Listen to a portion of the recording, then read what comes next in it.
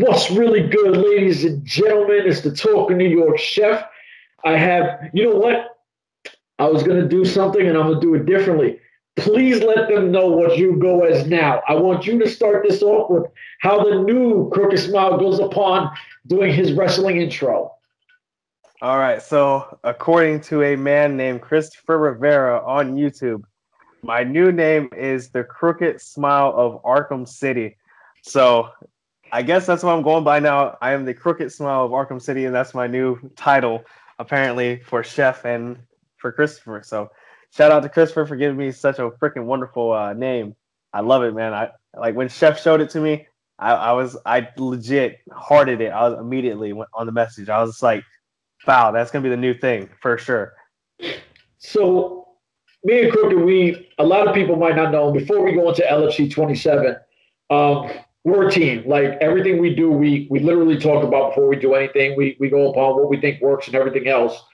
And when the name came up, I told him prior, because we just did a video for AEW with a video game. Check it out. I was like, damn, like I'm talking New York. This guy is making him the talk, the Arkham City guy and all this other stuff. But Crooked Smile, because he's the wrestling industry, he's going to host all the wrestling stuff. I'll host the LFC stuff. And it'll give you the best of both worlds. And I don't think you have a better pairing to what we're doing than what we're doing now. And we're still figuring all this out. So we enjoy all the feedback. We love all the positive, negative. Hit us with it. You obviously see that we listen to you guys. Crooked Smile touched on it on the last show that, we really value your opinion. LFC 27, my brother, you ready to go into it? As much as you are, man, I'm pretty stoked about it. I actually just finished watching it maybe about 2 hours ago, and we're not going to release where you work. Let's not do that. We won't release what I did. Like, so I'm gonna tell it. I'm just gonna tell it because they're gonna be wondering. They're gonna be messaging on. So I've been working today from 2 a.m. all the way till about 8 o'clock. So, and I knew we were going to do the podcast. And the past couple of days, I've been working both jobs. So, literally, I got a break at work. And I was literally watching LFC 27 in the break room. And luckily, no one showed up in the break room, but it was hilarious. I messaged Chef, and I'm like, I'm watching this in the break room. I'm like, I need to get all the details before I get on the podcast and look like an idiot. So I got all the details, and I got to actually watch the whole show. I didn't watch it all at one time, obviously, because it was an hour and some minutes long. So there is no way I could have taken a break for an hour and some minutes, but I got it done throughout the day. So yeah, that happened today. So on his break, the man took time to watch what he had to watch. This is the dedication that we already had said that we have for this. You know what I mean? Like, obviously, this is LFC 27. We started with the latest one, 28, and we said we would go backwards. We obviously give you the present to going, all the way to the original, the OG. And this one is LFC 27, Sexy, Nerdy, Inked, and Curvy. I thought it was a cool name. I'm not going to butcher the name of the place because it's a crazy name, but it's obviously back in the day. I really thought you were going to be like, oh, yeah, we're going to have Crooked name where they were. And I was going to just like look at you and be like, not happy. Because when we off camera, I was telling Chef, I'm like, yeah, I wrote down all these notes. Like I did the same thing at the on LFC 28, and I forgot to write down where it was from. But I wrote down where it's from this time, and when I was trying to announce it, I'm like, I don't know how to say where it's from. I'm just like, it's from Las Vegas. That's all I know. That's what I wrote. I wrote from Vegas. It looked good though. The area looked good. There was a lot more fans. Obviously, 28. We do know that it was rushed and everybody was trying to fill the seats and stuff. But it starts off with somebody that I know you're a fan of, and we have reached out to see if we can get an interview with her. The first match of the night was Lauren the Animal Vogel, who's 3'3". She's a baller She's a brawler from Philadelphia, and she was going against Jezebel the Fire Queen from Las Vegas. I already know who you were going for prior, because I know you're a fan of the headbutt, the infamous headbutt. Um, Listen, people think that we don't take it serious. Like all that, if you see us keep scrolling, these are all notes for the. Oh, I can't even show you that because that's a graphic for an interview. Yeah. That's a graphic you're about to put out. Don't do that. But yeah, besides him, while I was in the break room, I actually put notes down as well. I actually wrote these notes down while watching the pay-per-view or the show, and I was writing this down. So if somebody came in while I was doing this, I was screwed. I was gonna literally be like, "Well, I'm watching chicks in lingerie fighting here, so it's what I do at my podcast at night." And they're gonna be like, "Podcast at night?" It would have been so bad. I would have probably gotten fired, but probably not fired because they love me so much. But still. You know what? And I'm going to read my notes this way. So if anybody has a problem with me reading my notes, that oh well for you. But I have a problem with reading notes like that. Yeah, I mean, you know what though? Like, it is what it is. You know what I mean? I don't have. I don't mean to cut you off, but you said Lauren Fogel was 3-3. Yeah. How was she 3-3 if she came out of the fight 5-4? Because she should have been 4-4. That's what, because she just won this fight. So my fault. I was off one digit. Listen. I've been drinking a little wine, having a good time. You know what I mean? Like on the wine. See, this is what I'm talking about. See, we did this a couple podcasts ago, where he was at 11 o'clock in the morning and he was drinking. See, now he's drinking wine and look, he's screwing up the records. All right. You know what? She's 4-4. I apologize. She's going against Jezebel, the Fire Queen, 0-0. She has not, it's her debut. Don't talk to me right now. You hear people trying to holler at me. I specifically told people, from 9 to 10:30, don't talk to me. And people trying to hit me up. Like, the one thing I'm going to say is I loved how Vogel came in. Like, she worked the crowd. She worked like, her entrance was amazing. And early on, I was like, oh, she has the dopest entrance of the night. Like, I was like, I thought she was going to headbutt somebody. I thought so too. I was like, oh, snap, right? Like, I real quick, I don't mean to cut you off, but my nickname for her is going to be Lauren the Headbutt Animal. Because no disrespect, but I thought the headbutt thing was hilarious. Like, it was like, why?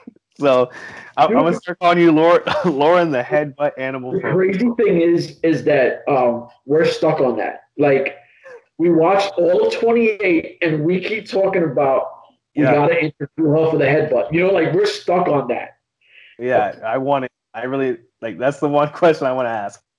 Yeah, and the way I really wanted to go upon this is not have like a full breakdown of 20 punches here. I want to like detail all the specific spots. You know what I mean? Like, so they did. I'm going to be honest with you. It starts off with a series of kicks. I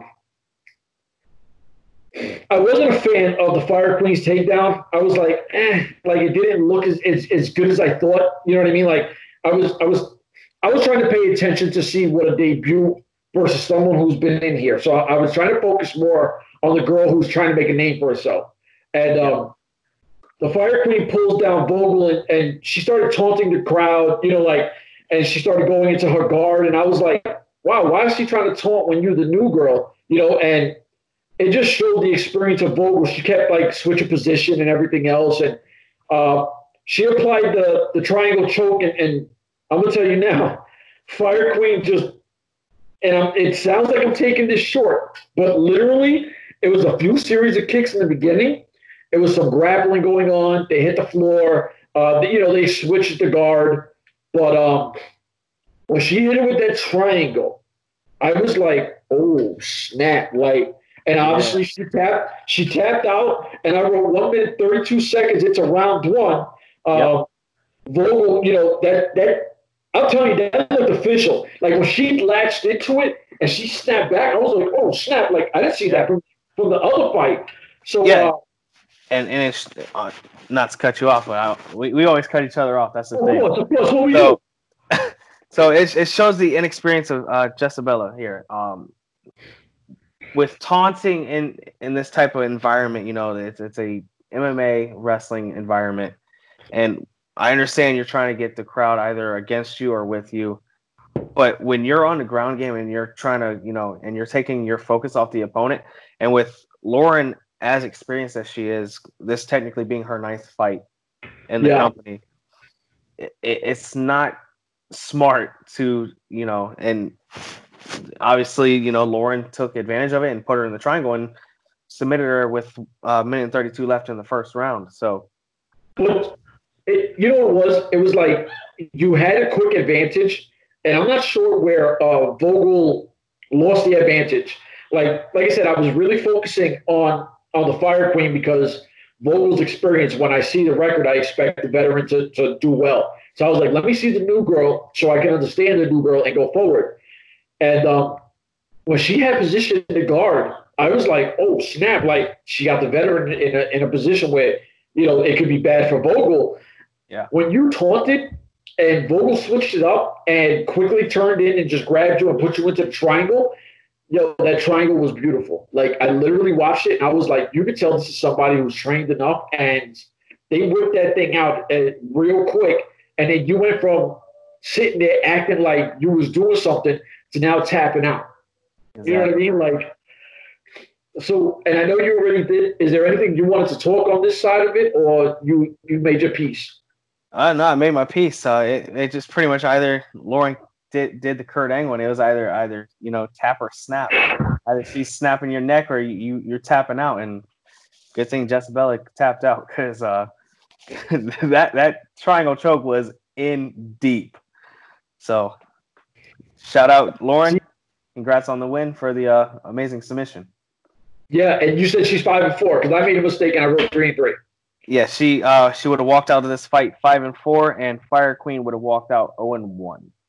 Okay, which is, it's not over. You got time. I hope you learned your lesson because in 28 we seen the Gypsy, who for some reason she tried to call out whoever she wanted to crowd. Hex came out and put a beating on her. So like your new girls, when you come in, have a little respect, some respect on the name. You know what I mean? Like exactly. All right, so second part of it leads off, and Holly the Lotus Mai, who I'm not going to lie to you, and we're in talks right now of bringing her in for an interview. We're super excited about it. It's the most. So we're really excited about getting her on and picking her brain and giving you back. You got something to say? I'm going to keep it professional, so I'm not saying nothing. I mean, she's super hot. You know what I mean? She's like gorgeous.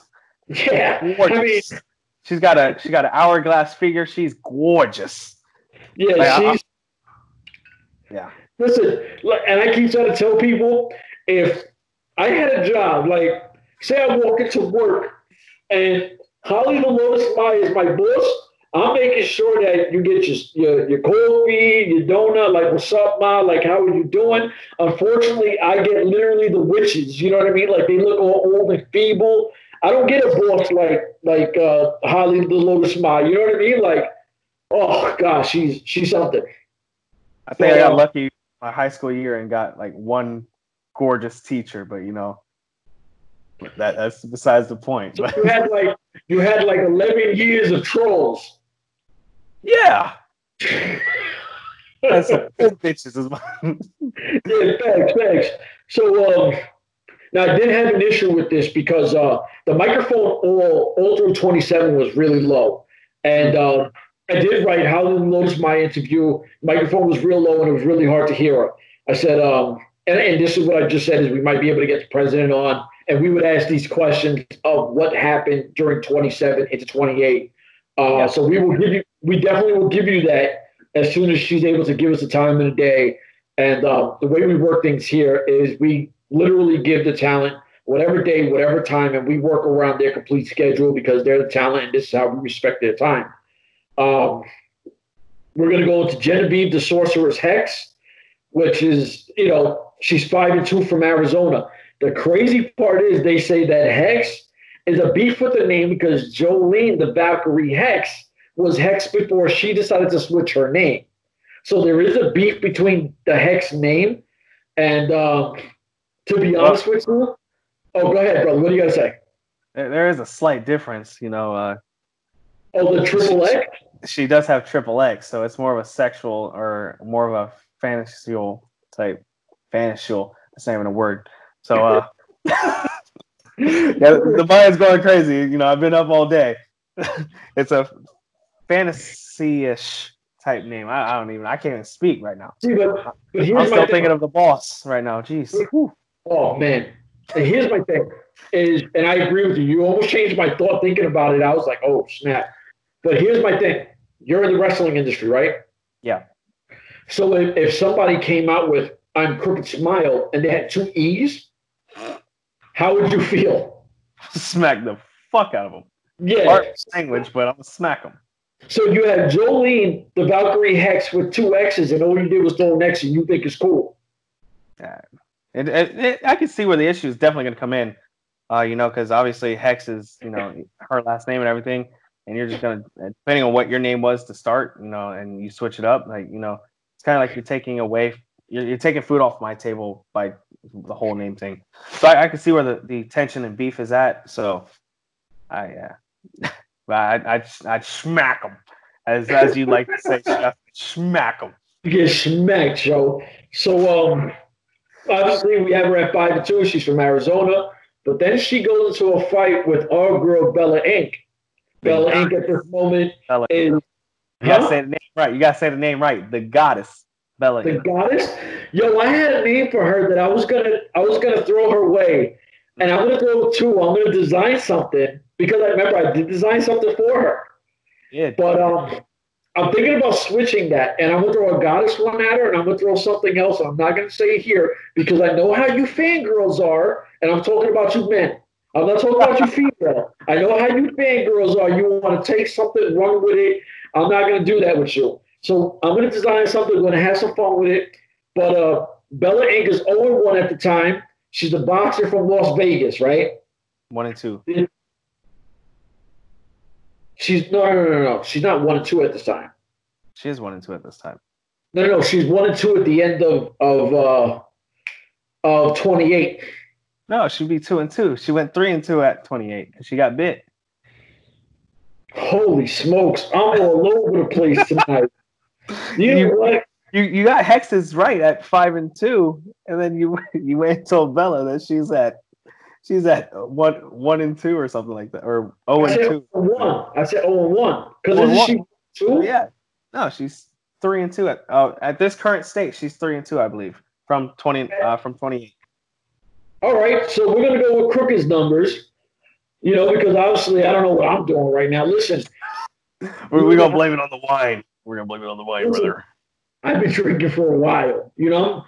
When I do these podcasts, I loosen up. Listen, I'm a dad, so when I can actually come out here, have some fun at night, and not be a dad, this is what I'm doing. You know what I mean? Like, yeah. So, you know, I'm just keeping it a buck, you know. So Bella ain't coming. I got my stat sheets correct. And the fight starts off with a fury of punches. I'm not gonna lie to you. They stood up. They started throwing their stuff. Bella got a big kick early on Genevieve. It dropped her, and I was like, "Oh, I think like she's gonna pounce on her," and she didn't. And I want to go against my stuff here because I was talking to somebody, and my brother Chinaman, he was like, "Yo, bro, I subscribed." Literally, like I told him, "Yo, subscribe." Like they got some stuff, you know, sexy ladies who kick ass. He does it, and he's like, "Yo, why did their trainers not be more aggressive with it?" Like, and he was talking about the Bella Inc. fight, and he was like, "Why didn't she tell her to get aggressive and charge her, like, and just ground and pound her?" And I was like, "Oh, I don't know." So I think that having technically two female fighters didn't help as much because if you would have had a trained, seasoned, a real someone as a coach to finish her, and you just start just and going ham on her, like fight's over real fast. You know what I mean? Like. But she does get her, and then you have Bella, and she does wind up. You have Genevieve, who actually mounts Bella Inc. and then starts, throwing some punches at her and everything else. And I was like, damn, like this is what frustrates me because Bella Inc. should have done this, and then this wouldn't have happened. Yeah.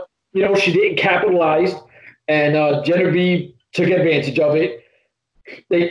Bella Ink, she breaks free of the grab. Genevieve, she winds up getting her into a leg lock.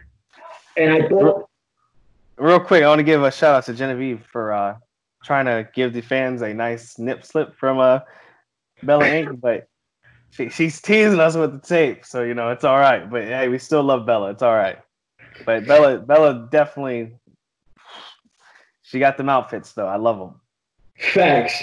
And Genevieve breaks the hold and reverses into once again like a Bella Ink. She gets the guard again, and I'm like, Bella Ink she's got to train more into the defensive side. She's too offensive heavy and very little defense, and we love Bella Ink. But it's a good thing that the round ended that way, because I do think that it was very clear in the beginning. Bella Ink took the beginning of the rounds, and in the rest of the rounds, Genevieve actually dominated the rest of the round with controlling it. What do you feel towards that round? I totally agree with you. After the whole thing when Bella gave her the kick, and it stunned her pretty well. It was a kick to the midsection. It did stun her. And that's where Bella could have definitely, ended it right then and there. She could have easily took it to the ground and pound, or she could at least slapped on a submission or something. She could have just went full offense. But I could see why she didn't, because you're not trying to go guns blazing and get yourself knocked out or taken out. But in that time frame, you should have went for it. Well, I think this is where we differ. I don't want to try to make myself sound like a bad guy, but I'm from a different environment where if I hit you, my goal is to put you to sleep as fast as I can, because we have a limited time before the boys come and then somebody gets arrested. So my thing is I need to do as much damage as I can real fast, and then I need to stay on control. If I sit back and I catch you and then you hit the floor and I'm just sitting there like, all right, what's up? Now all of a sudden you gain composure and you're good, and now the judge of my power and what I'm coming with.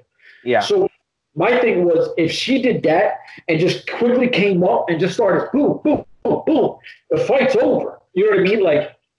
And I feel like this is once again when I go with the coaches. I feel like let them be aggressive. You know what I mean? I think that if you had coaches more vocal, not just not former, but other fighters that they get put in a position, have coaches that are vocal. You know what I mean? Have them in a corner, finish them.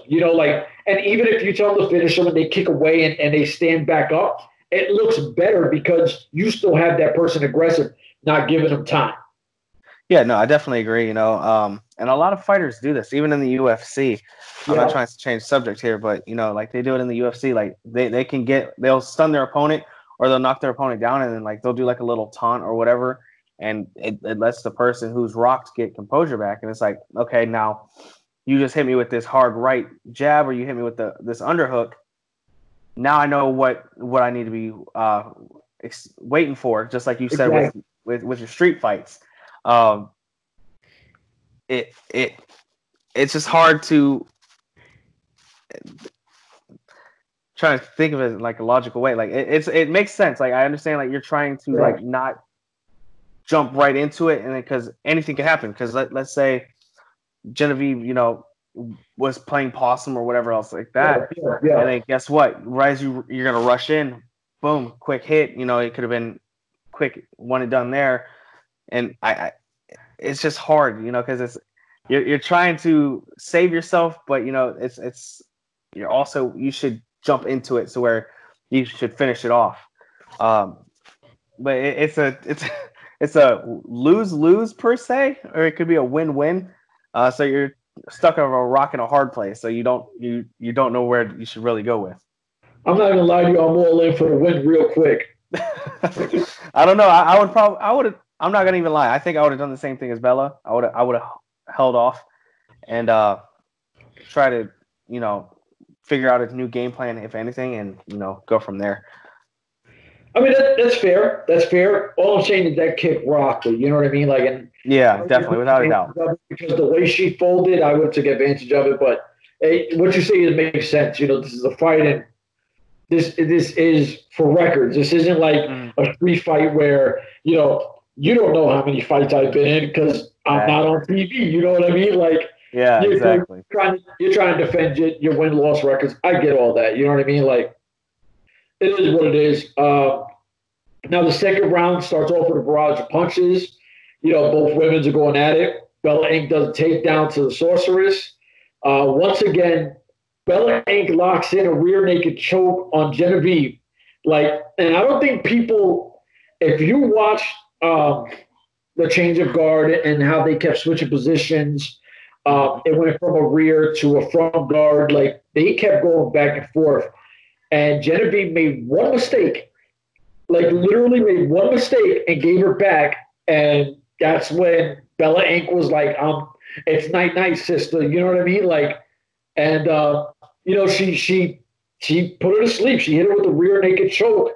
And I literally put rear naked choke at the, round two. It was like somewhere in the middle of round two. But she caught her with it. And when she clinched in and cinched in, you just see how locked back. That was it. Like, Bella Inc. just. Yeah, from my notes, Bella won it with the rear naked choke with a submission. Round two in a minute and 30 seconds. Yeah. So there was still a little time because it's 3-minute rounds. Yeah. So so you're right. Midway through. Yeah, and the dope part is, like, a lot of people might not realize, but Bella Inc. she stands up a lot. I would love to. And obviously, I wish I was in Vegas, because if me and you were in Vegas, I think we could have a lot of fun in LFC. I think we could bring something different.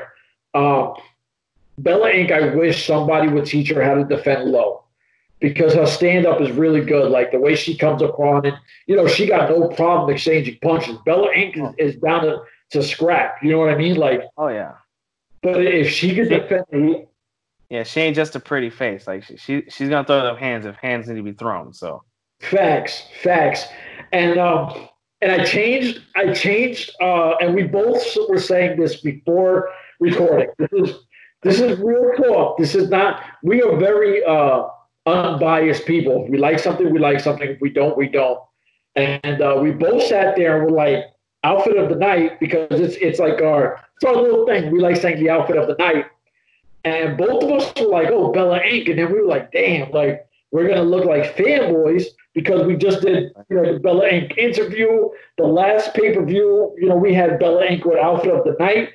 But we had the Stars and Stripes. You know what I mean? Like, she had very little Stars and Stripes. So there is no, and we were going to give it to Jolene for outfit of the night, but she didn't have an outfit on.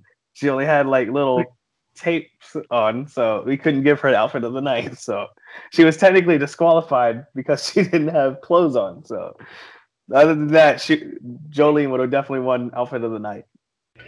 But so your opinion on the Bella Inc. fight, and without trying to sound any kind of bias, because we always say that we got our receipts out there, and we are very pro Bella Inc. And we appreciate the fact that she's our first official real LFC lady that interviewed us. But your take on this fight? Very back and forth. Like, it was very split. Like, it seemed like one person would have half the round, the other person would have the other half. So like, Bella had the first round of the first half of the first round, and then the Sorcerers had the second half of the first round, and pretty much first half of the second round, same thing. But at least this time, Bella got her submission locked in. It could have ended quickly either way, because I know the Sorceress actually got Bella as well. She actually stumbled Bella as well. So yep, it could have quickly went either way. Very quickly, it could have changed very, very quickly. Unfortunately, we could have unfortunately been saying, hey, Bella chopped up another loss. But thankfully, that's not going to happen. I know I'm going to sound like a fanboy, and Bella walks out with a W, and that puts her technically not by this, but if you go to LFC 28, she is now on a 2-win streak. So shout out Bella, congratulations on your 2-win streak, and unfortunately now it's going to show on the next 2 shows that we are going to be talking about some losses for Bella. Unfortunately, but you know what though? Like, this is how we did it. We're starting from one way, we're going backwards to go to the OG original. We want to give them the new one. Now the thing is, and I said this recently, that if people have been rocking with us, they know that we chop names up, right? I rewinded this last name and I still couldn't get it, so I just stopped. Tamiko the Temptress, right? Yeah, I remember I was having a problem with this one on the show as well. Her last name, I mean, like, I don't want to sound like a cornball, but I literally was hitting my thing and I was like, rewind. And I was like, yo, I can't get it. Is it Tajima? It sounds like that. But I'm not going to say it because I'll chop that up in like 30 seconds. So I'll go off and say we had Tamako the Temptress Tajima versus Jenny Bloody Valentine. Fact. There you go. I'll save you that one. Now, and I'm going to shout the homie Larkin out because Larkin did tell me that the Temptress is the oldest LFC fighter at 53. And I'm going to tell you, at 53, this lady looks amazing. What? Yeah, I don't know if you've seen it on the video because I was looking at my notes and I heard you say she was 53, and I was like, what? Like, my man Larkin, he told me this. He's like, and I'm not trying to put him out there, but hey, listen, the homie told me. He was like, when I said, bro, I was like, who's the oldest person? And he said, oh, it's this lady, and she's 53. And I was like, damn. So we're at 28. We don't see her. We see her at 27. When they said her name, I said 53. And I was like, oh, snap. At 53, I hope I look half as good as this woman. Like, she looked phenomenal, bro. And I was like, oh, snap. Like, this is what's up. Now, I have her at 0-1. Am I right or am I wrong? For the Temptress? Yeah. Unfortunately, sir, you would be wrong. She got defeated, so she would walk into here at 1-2. 1-2. You know what? I'm just going to say their names, and you're going to come up with their record because I am chopping up everybody. And what is the record of Jenny Bloody Valentine, a California wrestler? She would have walked in at 1-3. You know what's crazy? Let me see. I don't know if you could catch that, right? But I have her at 1-3. For some reason, I'm messing up one person, not the other. But it's been that way since the start. You're getting the person who wins. Well, not in this case, but you've gotten it so far. Like, because you said Lauren came in at what, 3-4, something like that, 3-3. I don't remember what I said about her. Yeah, but I know I was she said she came in at 3-3, and I was like, no, she came in at 4-4. She's 5-4 now.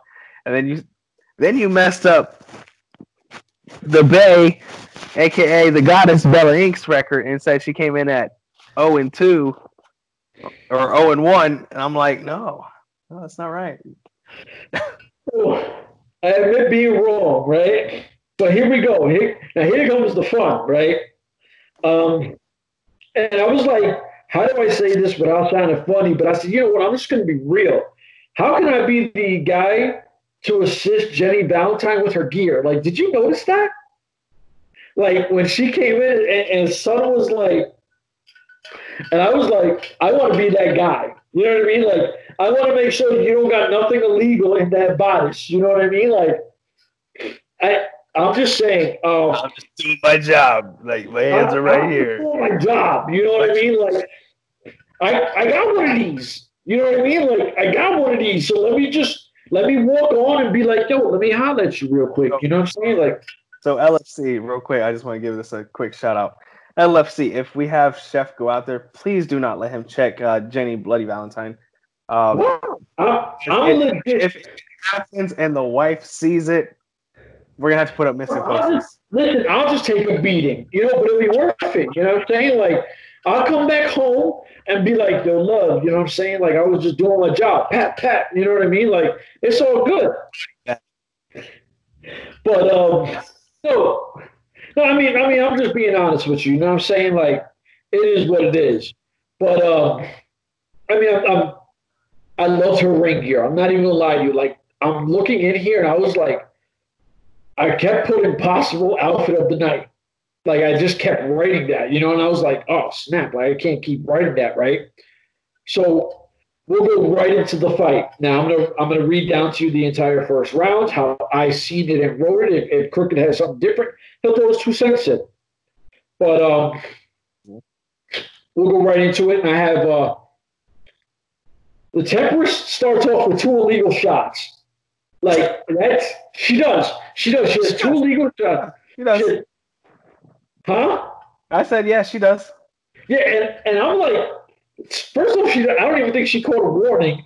And then she didn't get penalized. And I was like, what the hell, right? Like, this is crazy. She got away with it. So then, Bloody Valentine with a kick to the pussycat of the Temperance, it was like, it was a tit for tat. You know what I mean? Like, it was so crazy that you're doing something. It's crazy because now we're gonna have to interview Jenny. Like, we're getting people headbutted and we're getting people kicked and we're like, why? Like, I want more.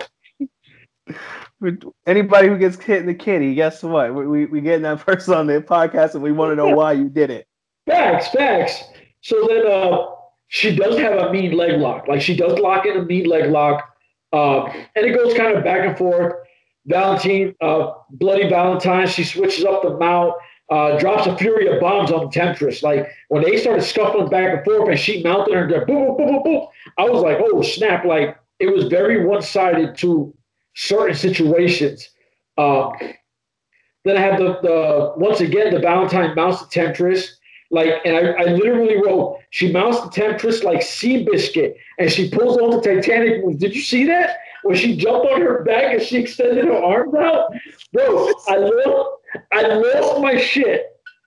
Oh, man. Did she just pull off the Titanic on this lady? Like, dude, I became a fan just on this moment. Like, and I literally wrote Titanic, and I was like, holy shit, like, and then the round comes to an end. Yeah, right? Yeah. What did I miss? Did I miss anything? You had the illegal stuff in the beginning, a few reverses, but Bloody Valentine, when she mounted her, she connected. You know what I mean? It wasn't like when she got on the mount, she hit like 1 or 2 little strikes, and that was it. They connected. So you're good with everything on that? You put on all the major points of the first round, so yeah, you're good.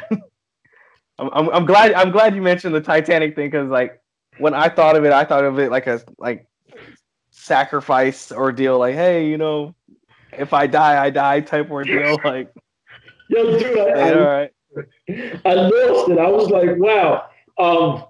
Now I'm not gonna lie to you. Round 2 was kind of weak for me.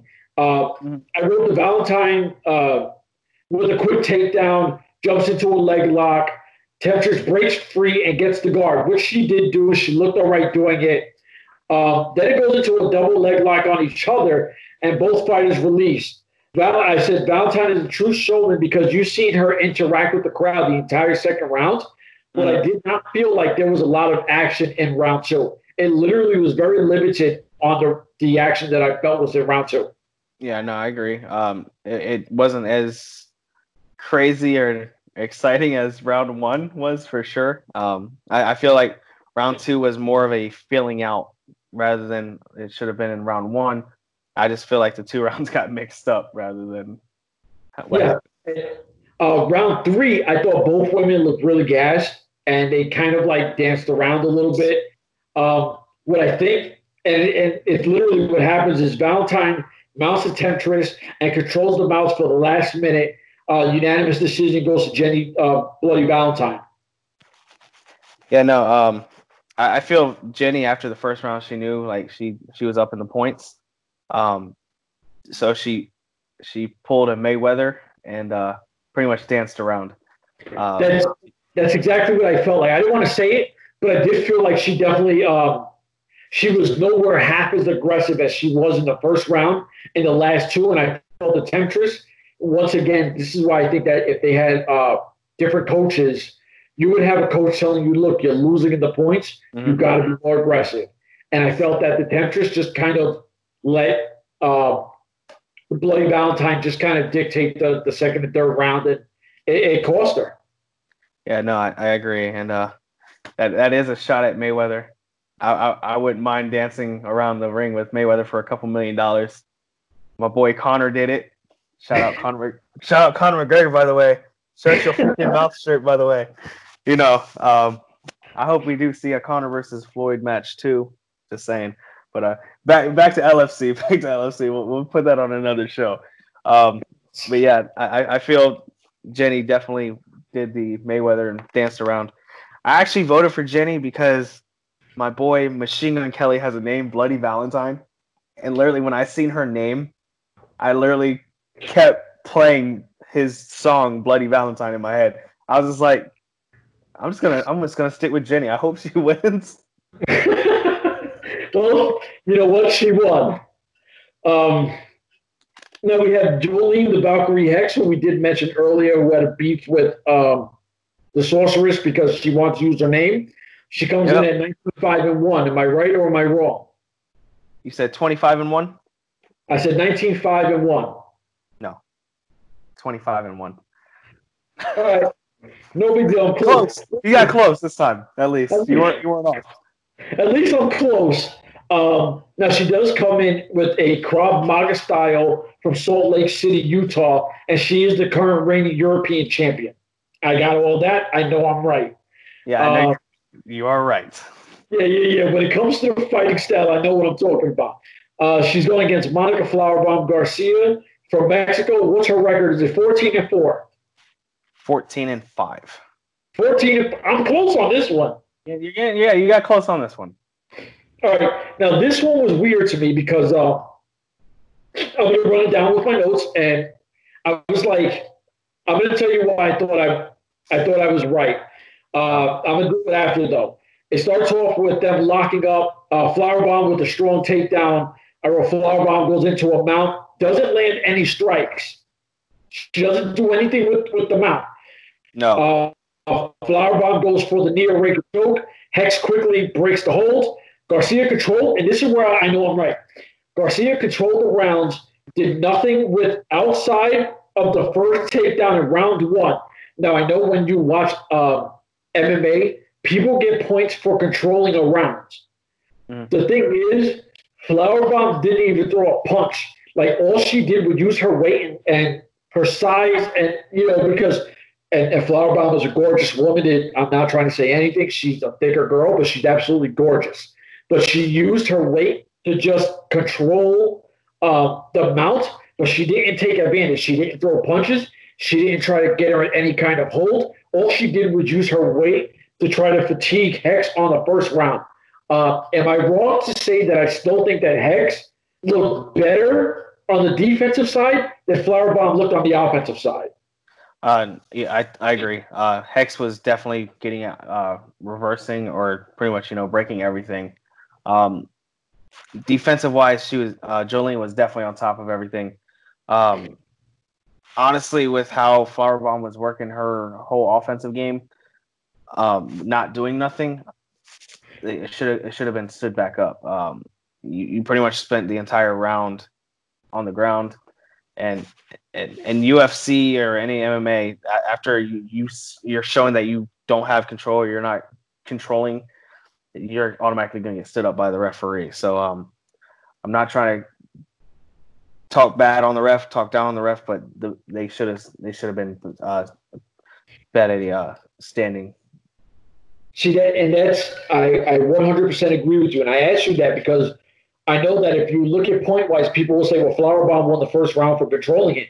but she did nothing with it. She did nothing with Like, it. Yeah, no. You know what I mean? Like if she threw a few punches, I would have said something different. But all she literally did was stand on top of her and just try to brace it. Like there was no kind of fighting involved in it. So I was kind of it was more of like she was falling asleep on top of her more than anything. So yeah. I could not get into it. I was like, Hex just looks better on the defensive side because everything she tried to do, she rolled out or she switched guard or she defended. Like she just looked so much more comfortable that way. Now, round 2 does start off with both ladies. You know, they do throw a bunch of punches. Flowerbomb tried jumping. She tried like a jumping hold. I didn't even know how to explain it. She tried a jumping hold, and it did nothing but put Hex in the guard. Like, when she went at it, she jumped. And Hex just, like, slammed her down, like, whatever. I don't know why you were trying to jump. Like, now I'm in control. Exactly. And it kind of stayed the same way. Once again, they just, you know, they went back and forth. They kept switching the guard and control of the mount. Hex actually threw a few punches, but it comes down to something crazy. I said, Flowerbomb saved by the bell. Mayhem breaks out after Hex kicks Flowerbomb's coach, which it was hilarious because most of the fights, the coaches don't really walk into the ring real quick. And Flowerbomb's coach walks in, and the Hex just kicks her in the kitty. You know what I mean? Like, boom, like sit your ass down. The coach goes out. Flowerbomb gets super pissed off. Hex is looking like, yo, we get it popping right now. We don't need a third round. We do it right now. But now we find out what the beef is because Holly the Lotus Mai, she walks into the ring and Flowerbomb tosses her to the floor, and you can't toss the interim boss to the floor like that. You know, you just can't do that. And so what is your opinion on round 2 going in with the lack of attack and Holly the Lotus Mai getting involved and getting thrown to the floor? Yeah, I don't know.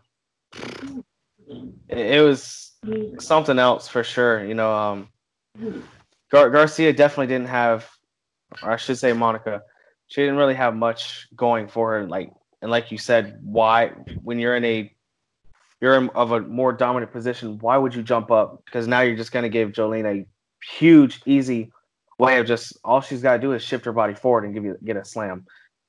So Flowerbomb's got 20 fights technically under her belt at that point. Well, 19 going into 20 on that point. So it just doesn't make sense. You should have your feet wet and everything else like that already. You know, it's just a dumb decision at the wrong time. Jolene's more of a power type fighter and everything else like that. So you just put yourself in a critical situation at a dumb time, and she paid for it. And for Jolene to kick Flowerbomb's coach, something else. And that's the thing, like, obviously we haven't seen everything Jolene's done yet. We've only seen since 27 going to 28 where she was suspended. So to see these past 2 shows, what she's done, I'm kind of excited to see what she's going to start doing leading back down. But no, like you said, you can't just slam the interim boss on the floor and think you're just going to get away with it. It's not going to happen. Either you're going to get fired or you're going to get fined big time. The crazy part is that I know that Holly the Lotus Mai, she's a fighter.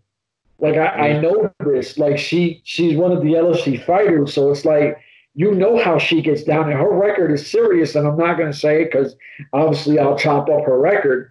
But yeah, you'd make me have to leave the podcast real quick to figure it out. Make sure it's right. Hold on. You know what I'm saying? So like, obviously I think that, and I know we're wrestling. You know, we understand the wrestling game. And storyline, I think this is only fitting if Holly the Lotus Mai goes up against Jolene the Valkyrie Hex, because it would be the perfect storyline. I don't know if this is what they do, but I was actually gonna say the same thing before you said it. I feel this whole ordeal is going to definitely set up for Jolene versus the Boss for sure, without a doubt. And I would not be surprised to see that European title be put on the line as well. Oh, no question, no question. At this point, you're looking at it as the Lotus versus the Valkyrie and 29, which I can't wait for. Uh, it's you got two women that are super gorgeous and about to go ham. I mean, if you have not seen this, I'm pretty sure it's on YouTube somewhere. And if it is on YouTube, I'll put it in our Facebook page, which is the LFC Dojo Club. We'll put the incident in there if it's out there. She tosses her. Like there is no kind of restraint that she just gets her ass down like I'm in a fight, and then it ultimately leads up to the Hex being disqualified. And it kind of annoyed me because I do feel like Hex looks so much better in ring than Flower Bomb, and she took an L for being, obviously doing something stupid. Yeah, she got heated at a wrong time, and took it out on the wrong person, and guess what? You suffered a loss because of it. So technically in our book, we could just say that Jolene is technically 25-1 still, but I don't feel she should have taken that loss. No, not at all, not at all. And I think that if you go over it, and I would hate to see someone say, well, first round goes to like control of Flower Bomb, but second round, I'm gonna tell you now, like once again, Jolene Hex looked better to me in both rounds. I would have put her, but obviously she took the L. There's nothing we can do about it. Are you ready for the main event? Are you ready for the main event? Now, I'm ready for the main event because I didn't know a lot of Sheila Crash Cardinal, who hopefully I'm right is 9-9. Yes. Ooh, got one. And I can't be wrong about this one because she makes her debut. But Katie the Bombshell Forbes from Atlanta, Georgia. Now, because we didn't want to go with Bella Inc. with Outfit of the Night to look like fanboys, which I still will call Bella Inc., I picked Katie Forbes. Are you going with Katie Forbes or are you going with somebody else? I will go through the match first, and then I will do my Outfit of the Night. There's a reasoning behind this, and I'll explain it after the whole ordeal. I respect that. So round one starts off with lots of punches thrown, very few land. Like if you're watching this, both women throw a lot of punches, and none of them really land. No. Carter shoots low and Forbes defend it, and I was like, whoa, okay, Katie Forbes looks a little more comfortable in the ring in an MMA situation than I thought. Now both women grab each other, go to the floor. Both women keep, switching guard and controlling. Forbes gets the mouse and drops a series of big shots. There was a big difference from the entire fight between Forbes and Crash that Forbes looked way more aggressive, and she's dropping a lot of big shots. In the closing seconds, Forbes gets the mouse and drops more punches. Bells ring, and Crash kicks Forbes like it was like a dirty kick, and then she rolled out, and Forbes goes to chase her, but security gets involved, and they start chill out. Yep. And the weird part was no points were deducted. And I thought with the leg kick and everything else, and the fact that she left the ring and security had to get involved, you should have at least deducted a point or at least gave like a serious warning to the corner. And I don't think they did any of that. Round one, what do you think? Yeah, no, I agree. I feel Sheila definitely had upper hand a little bit to go in, but after the kick, I don't know why maybe Forbes wouldn't be, charged a point or deducted a point with leaving the ring, because obviously you're in a fight. Why, if you're leaving the ring, you honestly you could have technically gotten disqualified or been technically thrown in the white towel. If you want to think of it that way. So she could have easily lost the match by just doing that. If we're going by, like fighting terms and stuff like that. Obviously, you get a little bit of MMA, a little bit of wrestling, a little bit of sexiness, So 50-50, like obviously with the wrestling side, you can slide out of the ring, give yourself a breather and everything else like that. But fighting wise, that would probably definitely chalked up an L. But yeah, overall, like you pretty much covered on everything. So, all right. So we'll go right into round 2. Starts off the same as round 1. Lots of punches, not a lot of them land. Now the crazy part is they got to go into a corner, and Crash kind of steps back. They throw some more punches.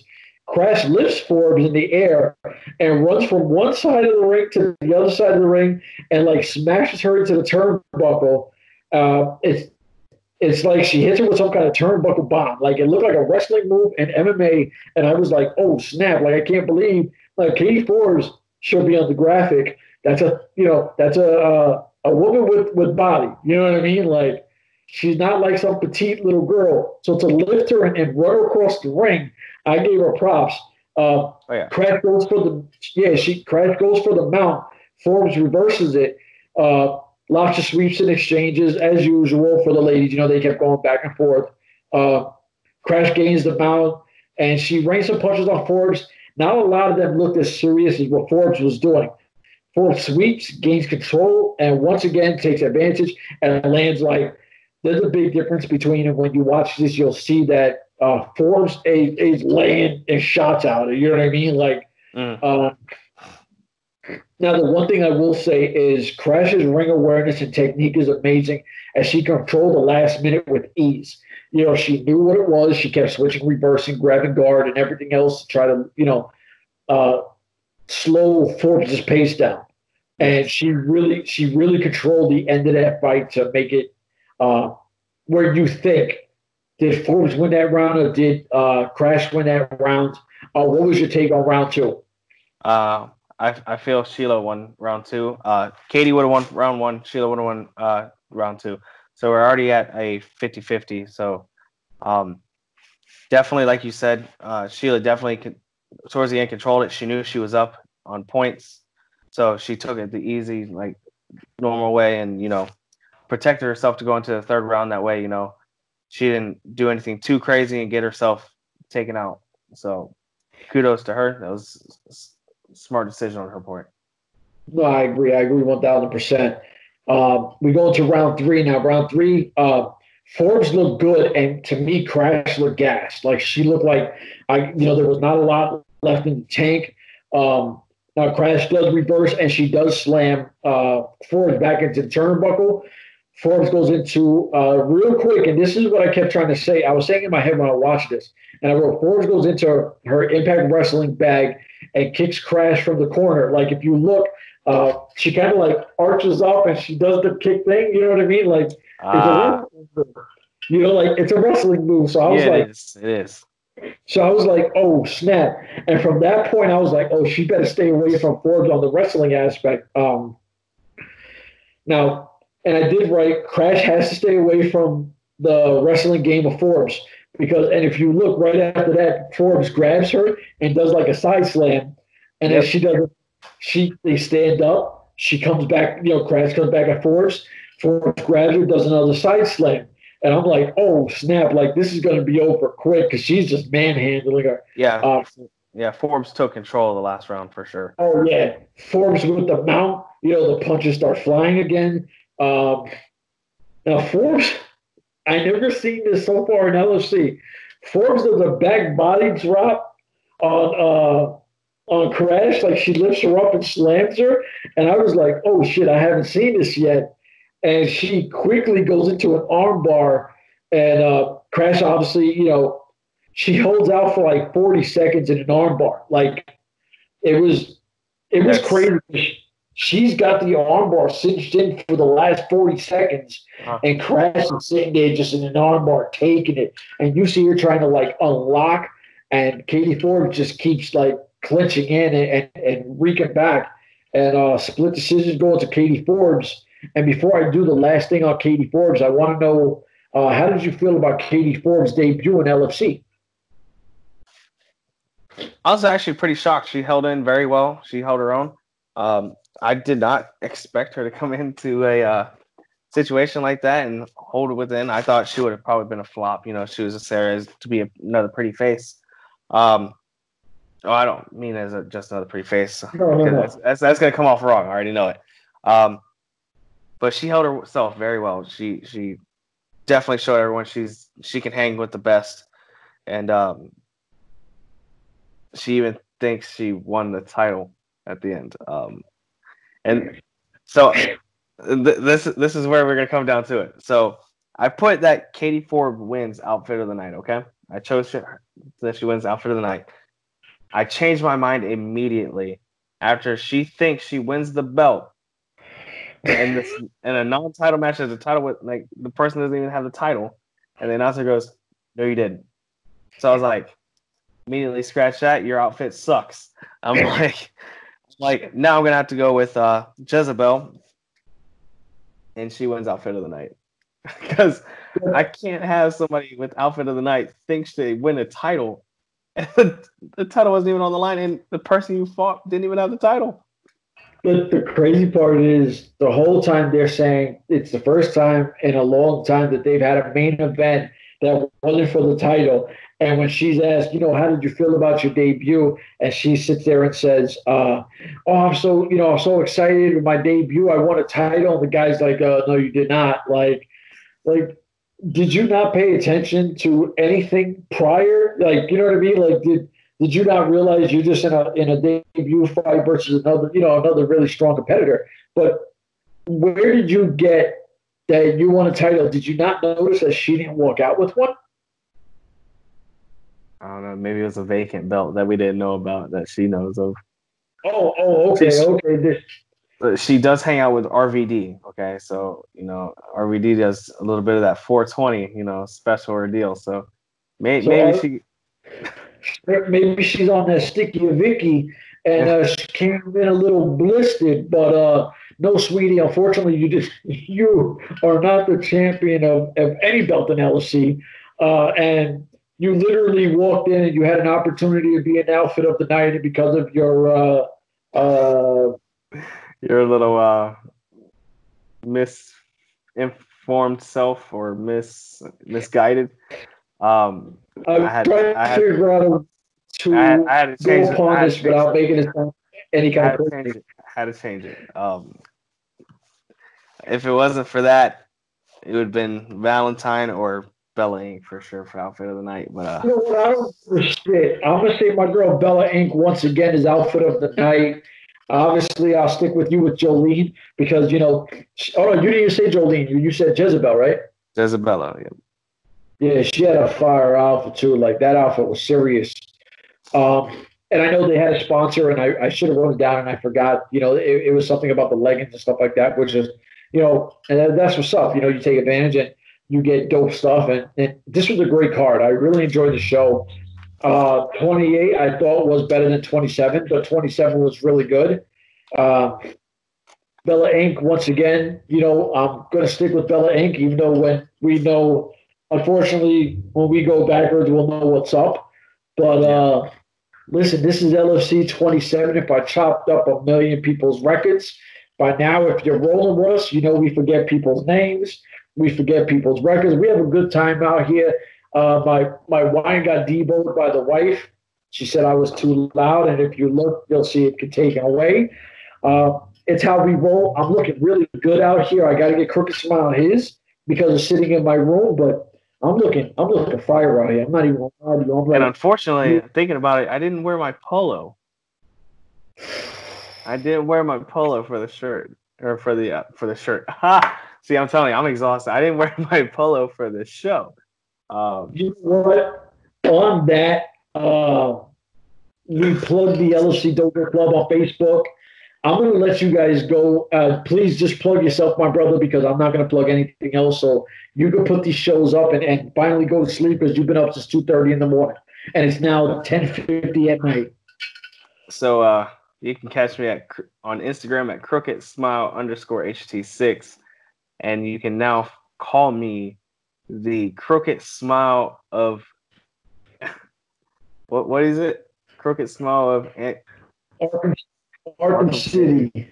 I'm beat, guys. Like I don't know if you guys have watched. If you guys watched the interview closely, you'll literally see me like my eyes. They start to look like I'm just like get a little bit of like a 420 vibe. Like I'm just like just chilling, just like whatever. But yeah, no, like I said, we do this for you guys because we love you guys. We love the support that you guys give us. And LFC, keep killing the game. You guys are coming on strong. You guys are doing great. Thank you for the partnership. Greatly appreciate it. I look forward to doing LFC 26. Yeah, 26. Yeah. Yeah, I don't want to say it, but you're absolutely right. It's 26. So, ladies and gentlemen, we're out of here. Deuces. My man's gonna hit that button, and he's gonna do what he's got to do, and then he's gonna go to sleep. Bet.